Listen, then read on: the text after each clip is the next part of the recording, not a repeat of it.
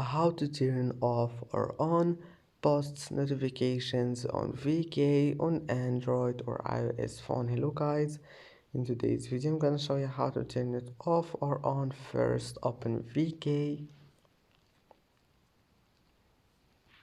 and now click hub, here's it, and now click the storylines and click here on settings, and then tap on notifications and then scroll down until you find here posts, and here you can turn it off or on. As you see, it's easy, just manage it and go back, it will be saved.